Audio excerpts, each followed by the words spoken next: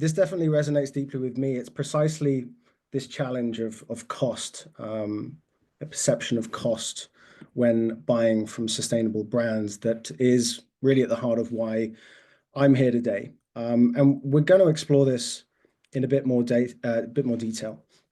But I'm interested to know during the course of this talk what a world might look like if sustainability had a value.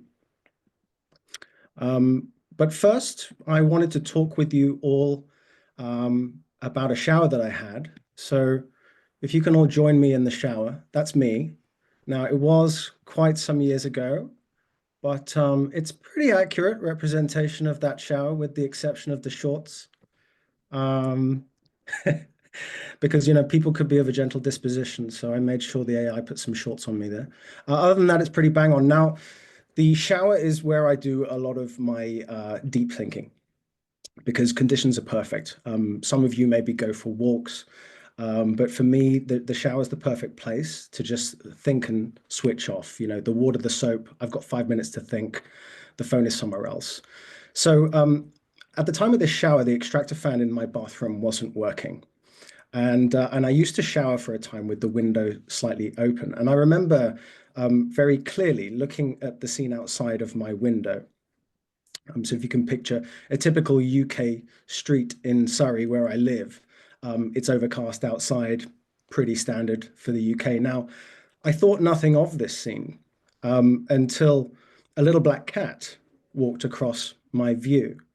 Now, for those of you who've seen The Matrix, you're going to understand the ramifications of this, right? It's known as a glitch in The Matrix, which is otherwise known as deja vu.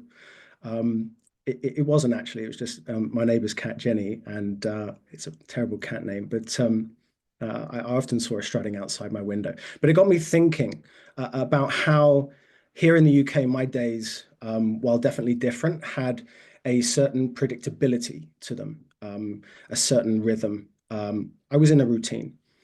And my mind flashed to a BBC News article that I'd just been reading about before I hopped in the shower that day, that was reporting on a pretty devastating hurricane that hit the Bahamas at that very moment. And I imagined somebody there in this vision in my mind, maybe a version of myself that was having their ordinary morning completely shattered. One moment it's peaceful outside, the next the roof is literally being torn off their apartment because of an incredibly catastrophic climate event. And this stark contrast really, really hit me.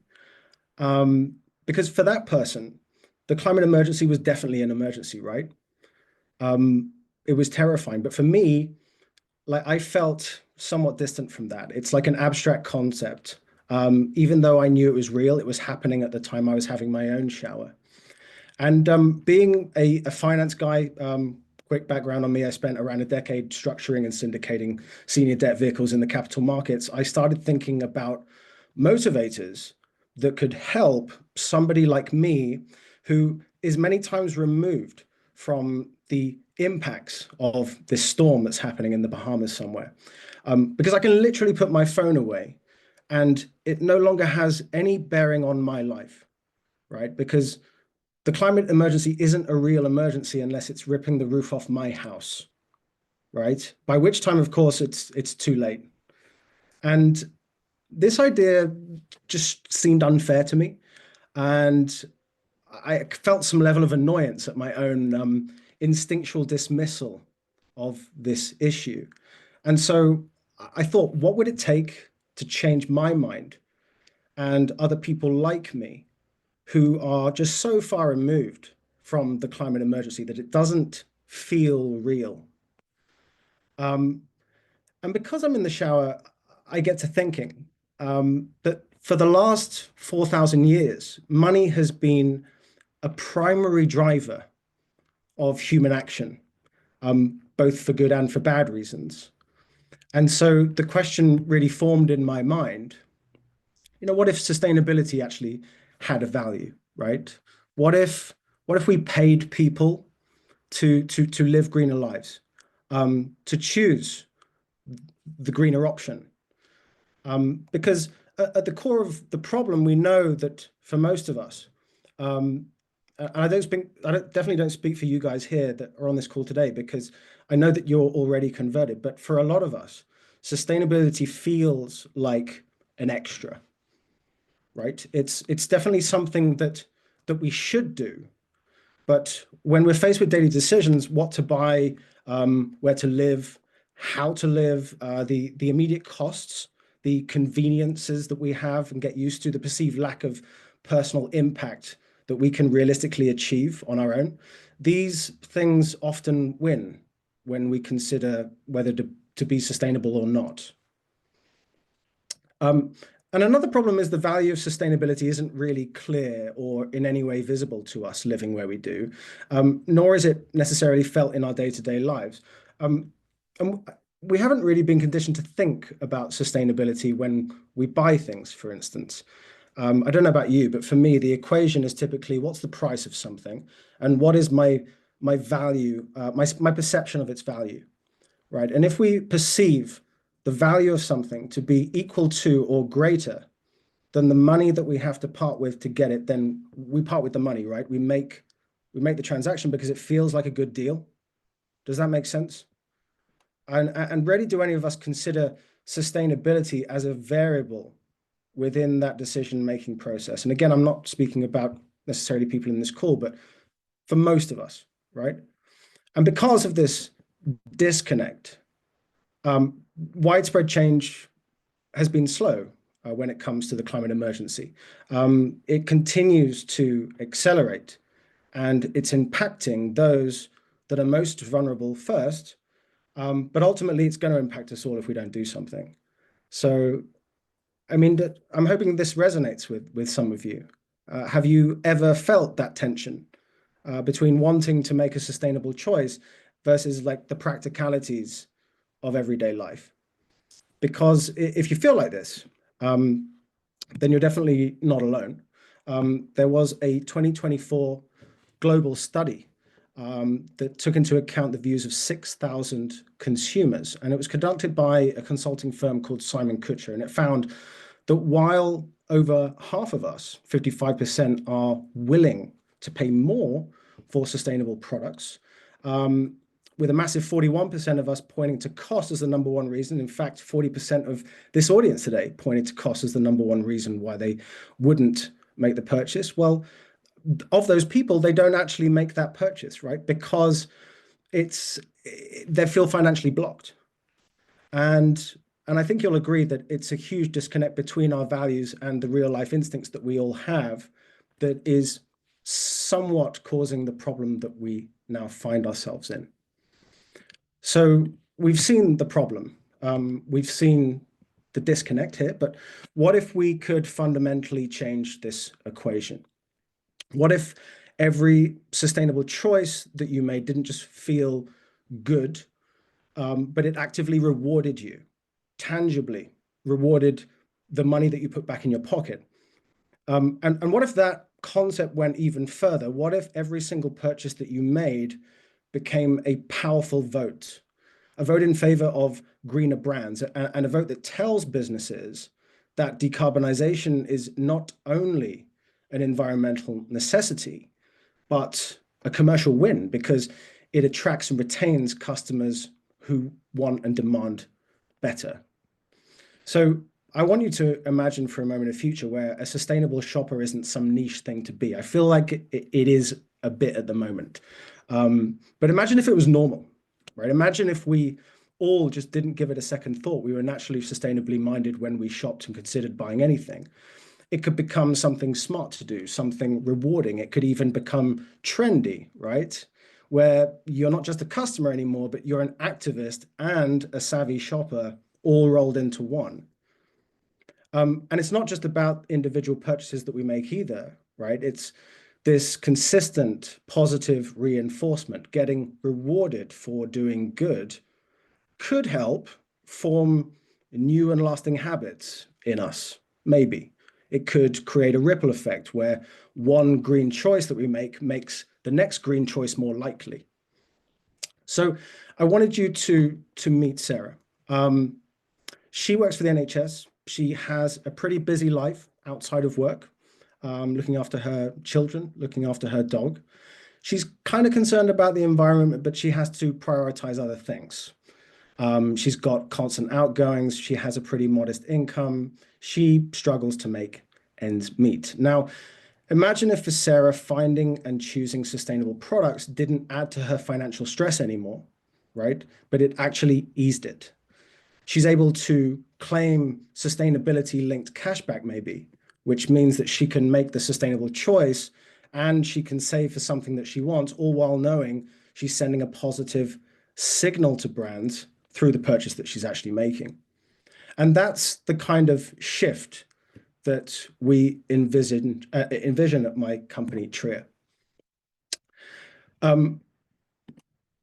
How do we make this vision a reality for people like Sarah, for all of us? Well, we bridge the gap between wanting to do good and actually being good for our finances. That's what Treea is. At its core, it's a platform that pays you money back, like cashback, but at rates linked to the sustainability metrics of the brands that you shop with.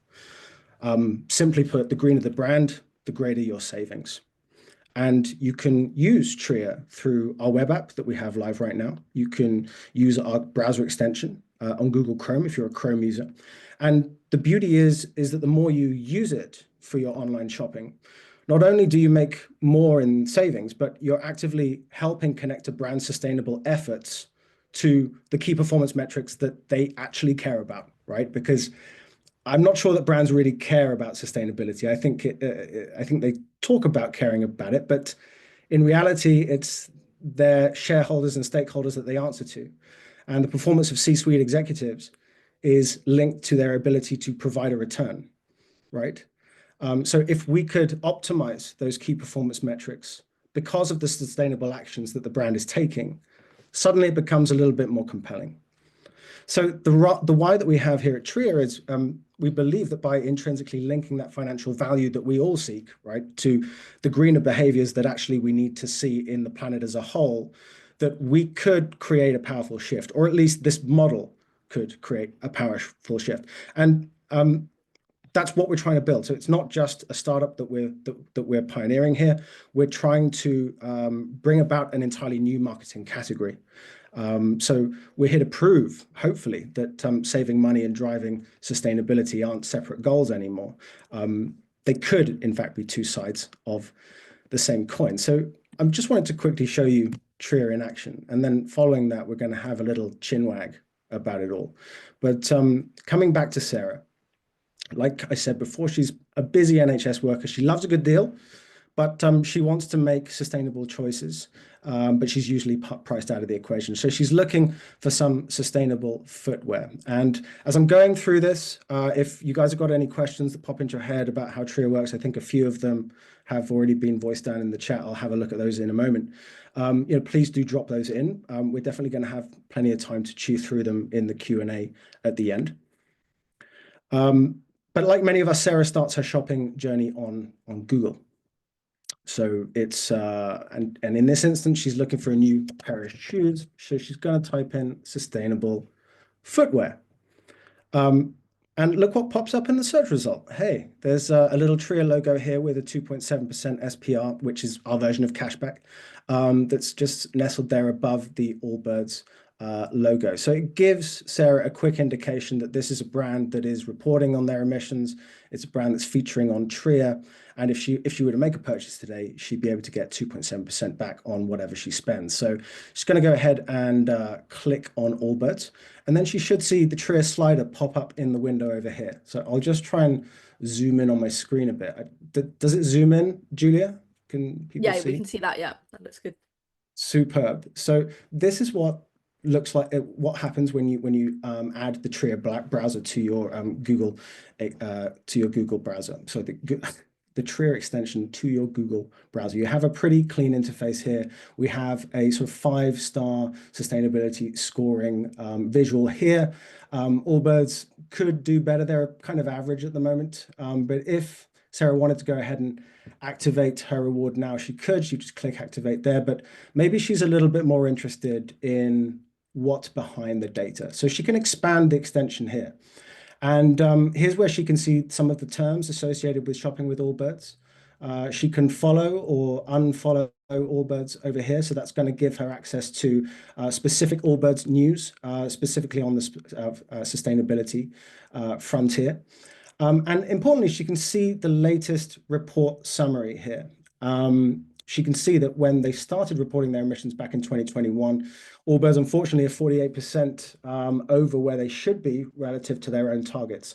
So this kind of gives Sarah a quick snapshot into whether or not this is a brand that's talking a good game, or whether they're actually walking the walk. And at the time of this data, Allbirds weren't quite meeting the mark. We have an update for Allbirds that's going to be dropping in the next couple of weeks, where they've got some new updates on their report. So we should see this line change.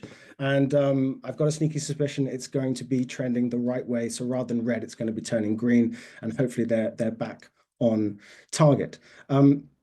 So that is, some clear information for Sarah there. She knows that she's getting a reward just for choosing that brand that's making an effort. And if she wants to activate the reward, she can just go ahead and click activate, and then we're going to be tracking whatever she purchases. So the browser extension turns blue, and she has got confirmation that we're tracking that reward. So she goes ahead and makes a purchase now, and doesn't click on any other third-party browser extensions that you might have who would steal the click and unfortunately get attributed the sale instead. Then she's going to see her reward get populated in her Treea dashboard back on the web app. So that's just a quick demonstration of how Treea works really, really simply. If she wanted to do a bit of a deeper dive, we could check out one of our other brands like Superdry, for instance. I'll just zoom in again just so you can all see. And we can see that Superdry's report is looking a lot better. They're actually one of our highest performing fashion brands right now. Again, we've got some updated metrics to go onto this, so the graph's going to be looking a little bit different, but it should still be trending downward. They're a fantastic brand that is very sustainably minded and performance driven.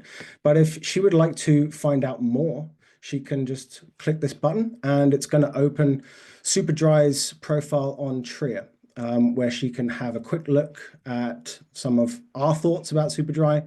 She can have a detailed look at some of the terms. She can see some of the additional metrics that we have here. I'm not going to jump into them all now. And she can also access the latest sustainability report from Superdry there too. So if she wants to double check some of our credentials and the data points that we've got there, she's able to do so.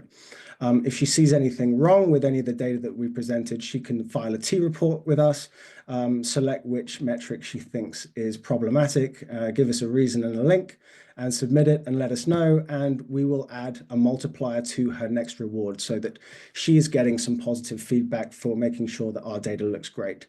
That is, in a nutshell, what Treea is and what we're trying to achieve. And the next part of this, I thought we would do the Miro board, Julia, if that's all right. Yeah. I think if we send the link out to everyone, they're able to access their copy, and we're able to sort of hash out a few ideas. Yeah, perfect. I'll put that in the chat. Just got a couple questions from people in the chat. I put the Amazing. link to Treea webpage, and Alex asked, do you have the link to the app? Because you mentioned there's a mobile app as well, right? And then also Chloe asked, does it work with Ecosia or other browsers? So just a couple questions why I put that in the chat. Superb. So we don't have the mobile app out yet. We're certainly working on both of those for Android and iOS. So those will be coming. But for now, the easiest and most frictionless way of using Treea is through the browser extension, because it's just going to pop up within your natural shopping journey when you use desktop, unfortunately. So we are going to try and make it mobile accessible in the very, very near future. We've got some developers that are working on that right now. Does it work with Ecosia? Not yet. But again, I'm speaking with those guys to try and sort out an extension and add on to their platform too. At the moment, it is just Chrome that we are targeting, but that is definitely something that's in the pipeline too, in terms of Ecosia. Brilliant, thanks. Yeah, I put the Miro link in the chat now so people can hopefully see all of that. Great. I'm just going to try and update that. So here is the Miro board that I can see. What I thought we'd do is everyone can grab a sticky note from down here. And if you want to make just a generic point, by all means do so. Use the yellow stickies. If you want to make a positive point, use the green ones. And if you want to make a sort of a nice critical observation, please use the orange ones. I would kindly request that you give me far more negative feedback, if possible, because that is most useful to me. Positive feedback's nice, but it doesn't help too much. So let's try and keep those orange tags out there, and or just generic. If you don't want to throw too much shade, keep it yellow. But let's have a look at what if sustainability had a value first. What do you think this could do for the world? How could it reposition the way that all of us think about sustainability when we consume? How could it help some of the brands out there who are maybe on the fence about reporting their carbon emissions? Maybe there's no mandate for them to report, so there's no need for them, and therefore they're not doing it. But maybe they should. Is creating a commercial incentive for them to do so going to be a positive thing? So let's all just have a little look at that. If you haven't used Miro before, it's pretty intuitive. You can just fill these out quite easily. You can also zoom right in and drag them to size, so however you want to play it. But please do feel free to just start spamming this board with stuff as you think of it, because that would be really fun. And we are all here to do things and hopefully not just listen to me drone on.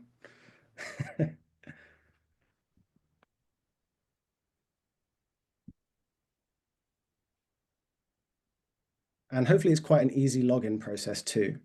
I think it should be. If you have any issues logging into this Miro board, do let myself or Julia know, and we will try and help. Where does the money come from for cashback? So great question. Treea works, the Treea model really works in two major pillars. You have affiliate marketing on one side, and you have sustainability data on the other.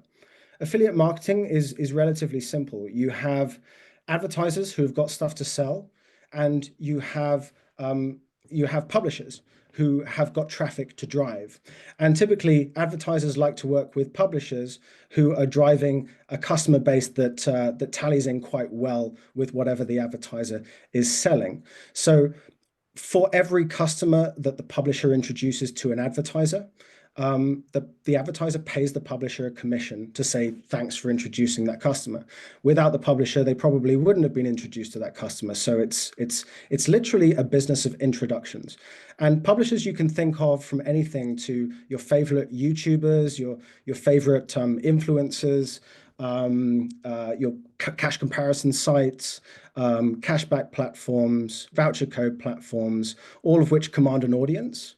You will see that all of them typically have affiliate links to certain brands that they work with. And every time you make a sale, they get paid a commission. The difference between every other publisher and cashback, which we are a sort of quasi cashback publisher.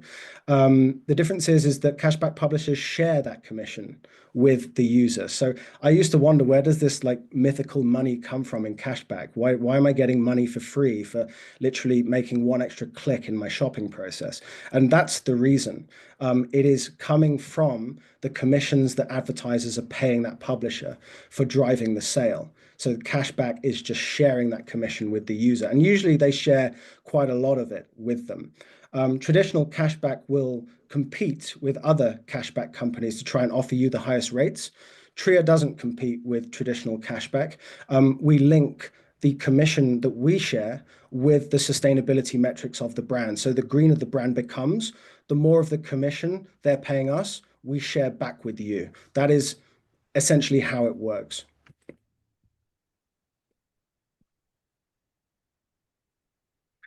Are your ratings based off emissions mainly, or do you have a range of data points that you'll take into account? Yeah, great question. So at the moment, we are only considering the emissions data of brands. We have built a new scoring methodology that is also now encompassing the social and governance elements of the ESG equation, so that we have more of a well-rounded and holistic impression of a brand's overall performance. And there may be different weightings. So, for instance, fashion companies are particularly environmentally unfriendly, and on a social side as well, labor rights and things like that can sometimes play a part. So that we could have higher weightings on those and maybe less so on governance. Again, it all depends on the sector, but we are building a new scoring methodology that encompasses all. But for now, we focus on the environmental issue first, and particularly carbon emissions, scope 1, 2. Thanks, Ben. Just to jump back on that, I noticed on the user interface that it was comparing what its target was versus what the performance was. So are you comparing business to business within their sector, or are you comparing their performance within the targets that they've set themselves? Yeah, so we essentially rank companies within their sector. We can't compare a fashion brand with a health and beauty brand because they have completely different looking supply chains. So typically we'll pile all of the fashion brands into one league table, if you like, all the health and beauty brands into another. And then we're kind of grading them on things like the completeness of data. We find that a lot of brands right now aren't even reporting. So we give probably a larger weighting to brands that have now begun reporting, that have extensive data that dates back a number of years, that includes scope 3, because a lot of brands tend to miss that out. And yes, we're creating essentially weighted averages of scope 1, 2, and 3 against the number of employees that each brand has, and the sort of turnover that each brand has as well, so that we can more easily compare apples with apples there. I hope that answers that. Yeah, that was great. Thanks, Ben. No problem.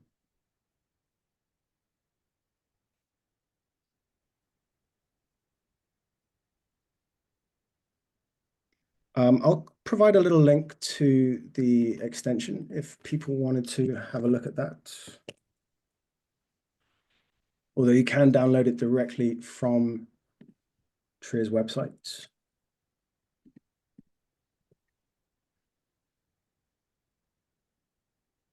Is there anything on Treea to promote recycled or reusable clothing as another option? So it's interesting. I got in touch, or I was contacted by the founder of Pre-Worn not long ago. I don't know if any of you know Pre-Worn, but they're quite a fantastic kind of circular brand with sort of clothing that they used to buy in bin liners. They used to buy literally bin liners full of clothes, and then they would resell them.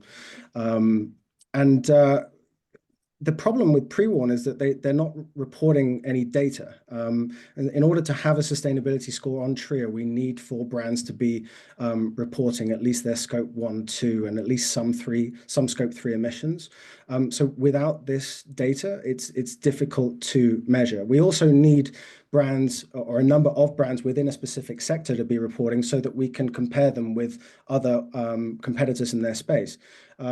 Pre-Worn are a nice circular brand. I'm not sure how many other Pre-Worns there are out there. I imagine there are quite a few, and potentially we could, pull them together with the likes of Vinted potentially, or Depop. But yeah, it's an interesting one. At the time of that conversation, we were unable to add them because they simply weren't reporting the information that we needed.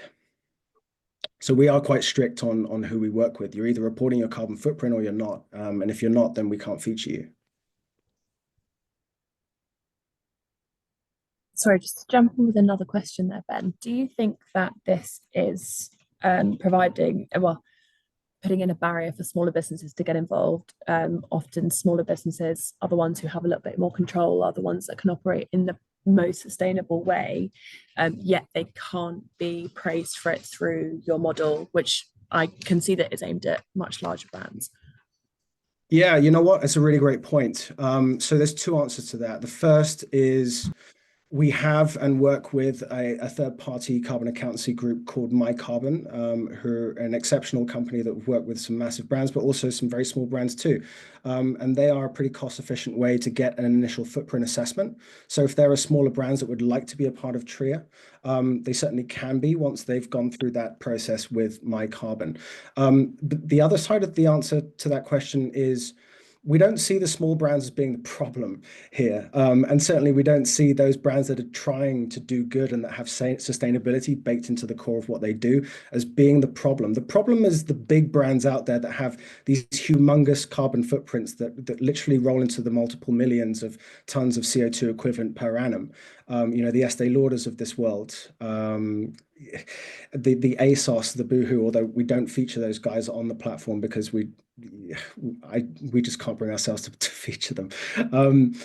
It's the problem causes that we want to address. If we are creating this incentive component through this cashback mechanism, and if we can prove to them that we can drive meaningful volume of consumers that are sustainably minded, who are encouraging the brand to go greener through the purchases they're making on Treea, then we see that as a positive step. And we hope that these companies can make adjustments and become more sustainable, start doing things in the right way, start improving those metrics and seeing them as a means of optimizing commercial performance. In this way, hopefully we can make a bigger impact. I hope that's answered the question. It's really the big ones that we want to focus on because they're the problem guys. And not to take away from anything that's already in the chat, but in terms of the audience, the customers that you're targeting, are you trying to target everyone, the converted and the non-converted, or are you leaning more towards the non-converted, who are the people that are typically shopping at these larger brands? Yeah, great question. So with Treea, the way that we built the model, it doesn't matter which side of the fence you sit on. It doesn't matter which is more important to you. You save when you buy greener. When you buy greener, you save. So whichever one of those comes first, it doesn't matter because the other is the product, right?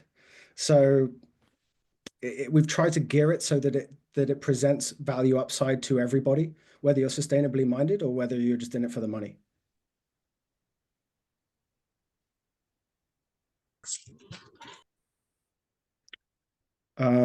Here is a question. Sorry, there are quite a few questions, so I'm trying to go through them. I'll start from the bottom. Do you think the companies who are just greenwashing and not committed to real change will be encouraged to shift? Yeah, I think the laggards will begin to be encouraged to shift. I think when they begin to see that there is opportunity to monetize sustainability, that is when we can get them to do things correctly. I think.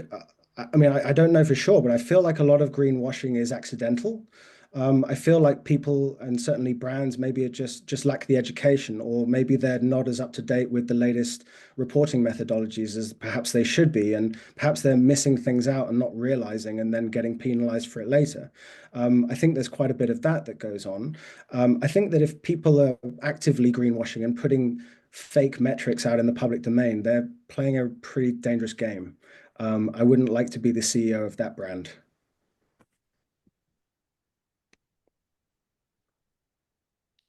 And will it encourage the green hushes to be more visible? I maybe. Again, we're kind of in a voyage of discovery. This is the most insidious action, because greenwash is okay. They're just trying to scam the system. They're just trying to pretend they're doing stuff. Yeah. And whether or not they get away with it depends. But the problem is there could be literally millions, especially of SMEs, small traders, ASP members who are doing great stuff. But one post, on social media that attracts the wrong attention can tie people up defending their good actions for hours. And I know at least 2 members of ASP who've just said they just don't talk about sustainability anymore. They're doing it, but they don't have time to deal with the social media, the naysayers that are on there. And it's just a few loud voices, but do you ignore them or do you answer? So somehow we've got to encourage the people that are genuinely trying to do stuff to actually be braver and more visible. Otherwise, it just going to stay, the perception is it's still a niche aspect, where in fact, I think for small SME traders, it's probably pretty big now, especially with the younger generations, the Gen Zs and the millennials who are setting up businesses. You know, they're probably doing more than we know about, and that they dare publicize because of the negative backlashes. Yeah, 100% agree with that.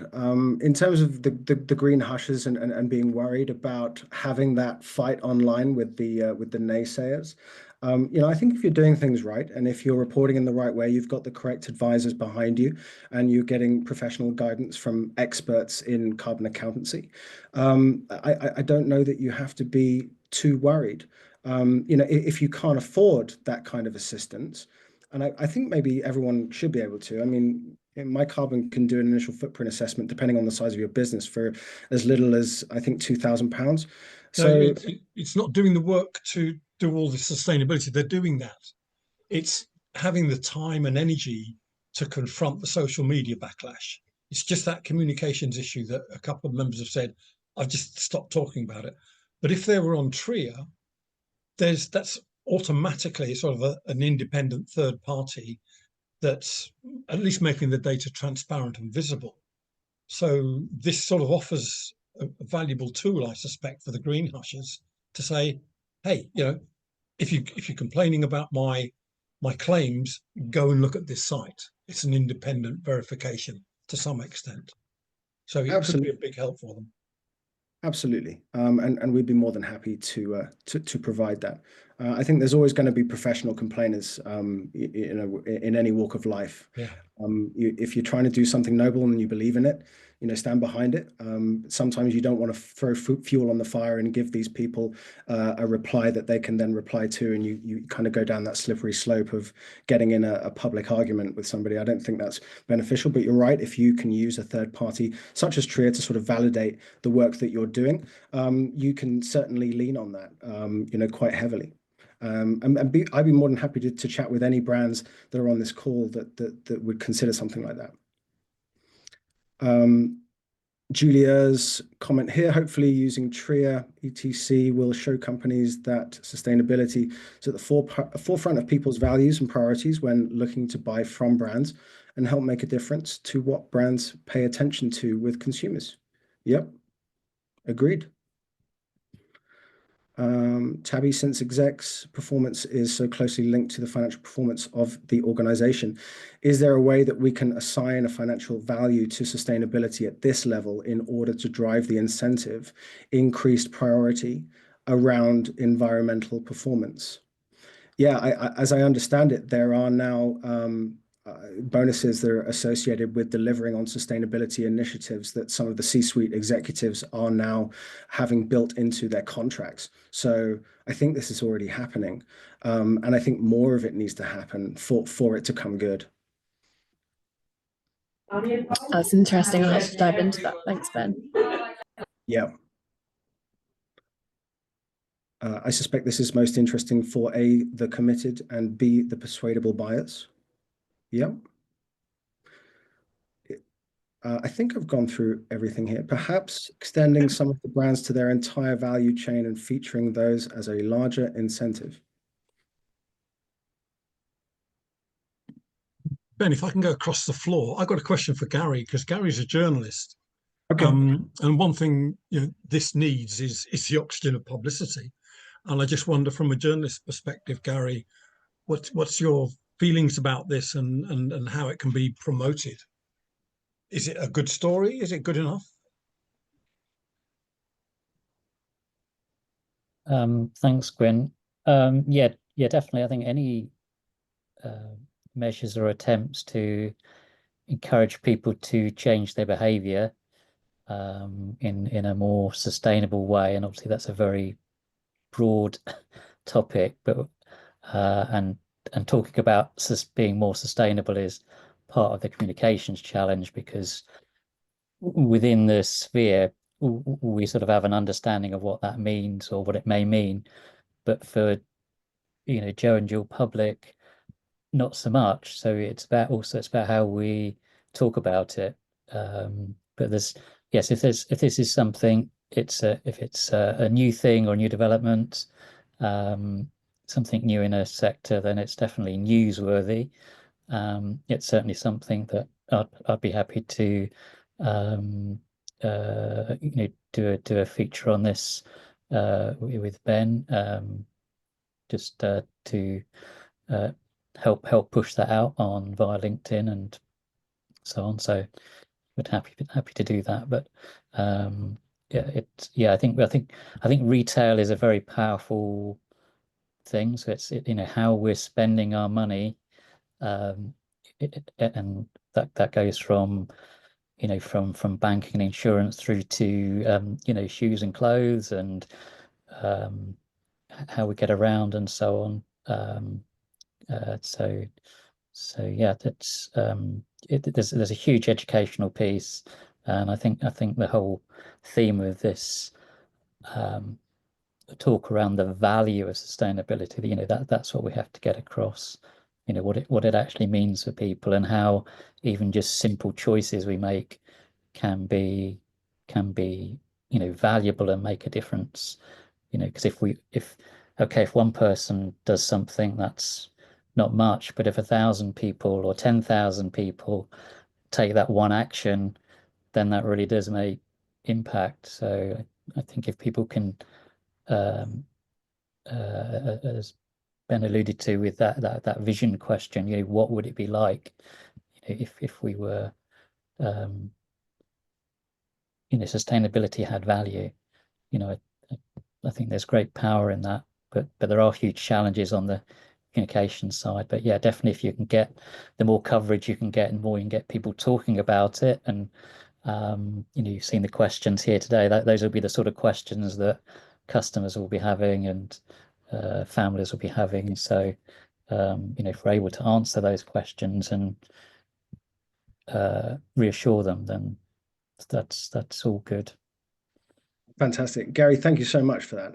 I would be very honored to have a chat with you after this call. And you've inadvertently brought us on to the next part of this. So I will be coming back to these questions and answering anything that's shown up in the chat since you started speaking. But you've kind of alluded to the broader impact here, and I wanted to just put a point across about what we are targeting here. And it starts with visualizing really a world where every single time you're shopping online, you're not just buying something anymore, you're voting, right, with your wallet. And that vote is telling brands, your sustainability efforts matter to me, and I'm choosing you because these efforts, because of the efforts that you're making, and the fact that they have a value to me, and therefore I want you to take even more action and make even more of an impact so that I can improve on the value that I get to put in my pocket. And if we can create this internal narrative within the minds of enough people, as you say, we could transform everyday spending into a direct line of influence at scale.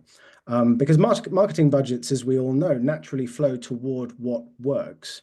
And Treea makes sustainability performance a key driver of customer acquisition. So return on investment or return on ad spend becomes linked to the brand's ability to take action and do better. And the brands that are lagging behind, as I mentioned before, they can't ignore this, because there is a cost of inaction, and that is only going to rise the more that this model is taken up, because it's going to fundamentally change marketing potentially from just selling things to selling things better, where there's sustainability at the core that's driving that. And really what we hope this is going to spark is essentially a race to the top, right? Where being greener means winning more business. It means sustainability stops being a cost center and becomes part of the competitive advantage that brands are looking to exploit.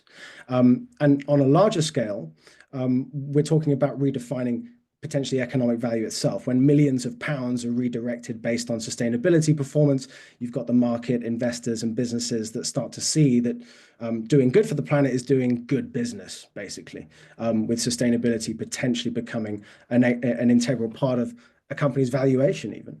So as previously mentioned, we're trying to position this model as a catalyst for a new market where sustainability is the default now. And the catalyst takes the form of this sustainability-driven performance marketing that we've built here, that we can accelerate, we can use to accelerate the transition to a greener economy. So let's just have a quick look at the broader impact. We recently conducted some research of our own, and to help us map out what the impact of our model could actually have at scale. And we discovered that if 5 to 10% of UK online shoppers adopted this model, we predict that we could steer between 1.75 and 3.5 billion pounds in spending toward brands that are doing things greener. And as part of this process, this would put between 87 to 175 million pounds back in consumers' pockets in the form of cashback, sustainability-linked cashback. And most importantly, though, it could help save an estimated 900,000 to 1.8 million tons of CO2 each year. So that's kind of akin to a carbon footprint of a small city with around 300,000 residents. And I find it just crazy that all of this could potentially be achieved simply by people choosing greener brands. Even on the lower end of our estimates, with only a 1 to 2% adoption rate amongst UK shoppers, this would still redirect around 350 to 700 million pounds of spend to action-taking brands.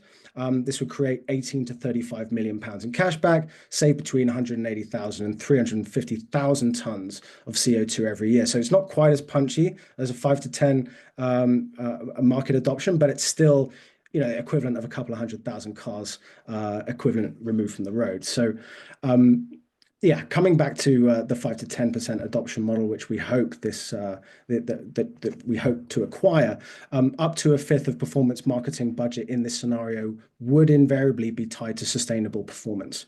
So this would reflect a significant realignment of the way that markets are focusing and the way that marketing is being focused, and truly move sustainability from the periphery consideration that for some reason it still seems to be for many brands, toward a more central way that brands can compete for business.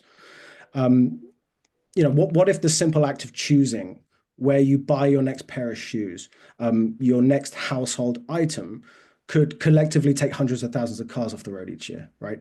How quickly could we transform our economy if every brand knew that their sustainability efforts would be directly and immediately rewarded by millions of informed consumers?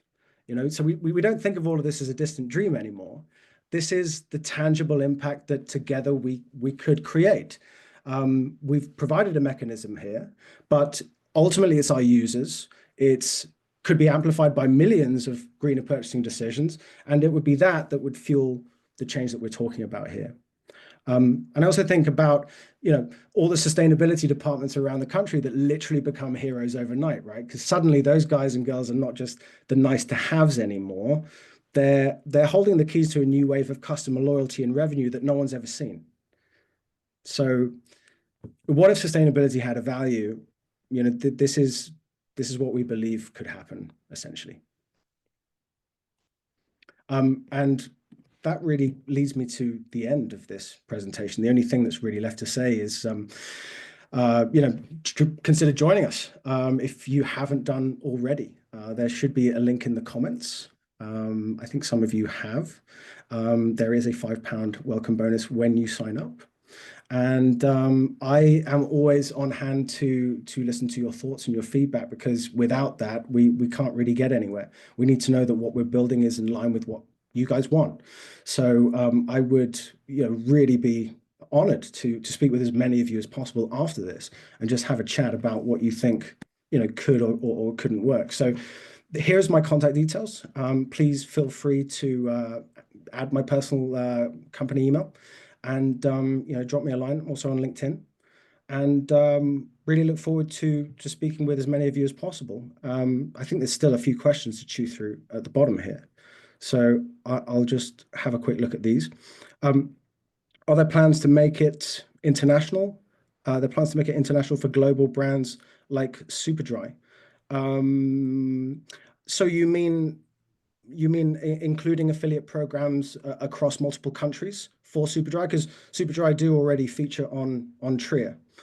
Yep. Okay. Yeah. Yep. You're right, Militia. So there is definitely plans to take this global. We're going to make the most impact if we can get into the most countries. We want to make sure that we can prove the model first in the UK because it's where I live. And I love being in the UK. I love the UK market. So we're going to see what we can do here first. But then I think, the US and certainly in Europe would be really great to explore as an next port of call and get some of the active brands that we have accessible by some of the populations that live in those countries. Florencia, I agree that demonstrating the business benefits of environmentally responsible practices is crucial, and believe marketers and digital communicators as myself are uniquely positioned to connect clients and people with tools like Treea. Well, the more the merrier, Florencia. If you know of anybody that this would benefit, you can use the referral feature in Treea to invite your friends. We'll give them a $5 for signing up. You get a $5 for signing up. It does require them to become an active user because we can't just give $5s out for free. But by all means, use your referral link to help spread the word and benefit from spreading the word. Ben, how could this be introduced to students via student unions, via unis, sustainability teams, via business school faculty? Yeah, would love to be having some conversations with some of those. I'm actually speaking with the University of Plymouth, where I used to go, to see if I can do a talk at their student union. But essentially, that is a really great way to get users, and it really does speak to that new up and coming demographic of Gen Zs and even the Gen Alphas that are coming up now and beginning to have money. To get them aware of what we're doing. Ethical Consumer Magazine could feature Treea. I can get in touch with them. That would be absolutely incredible, Gary. Really incredible. So I look forward to having a conversation with you after this. Tabby, I'm going to have to jump off. Thank you so much, Tabby. I think you might have already gone. Tracy, if we can get to talk with Mary Portis, she would be interested in this. Amazing. Sounds great. Thanks, Tracy. Is there a requirement for emissions data to be verified by an independent party before the brand registers on the platform? Really good question. A lot of the brands that we work with, because of their size, already have verified emission credentials. They're almost always audited by a third party. It is difficult to find brand data still. So, we try to find whatever we can, where we can. It's not always third-party audited, but, the brands that we typically deal with, like I said, are big. So we tend to find that one of the big four carbon accountancies has advised them on the submitting of that documentation. The browser extension looks great. Thank you. So thank you ever so much. It really does mean the world to have strangers come and listen to me talk about something that I've spent a long time working on. So honestly, from the bottom of my heart, thank you. And thank you to ASP, to Julia and Gwyn for very kindly hosting this. And I really look forward to speaking again at one of these events. It's been really, really fun. So thank you all for sticking with me thus far.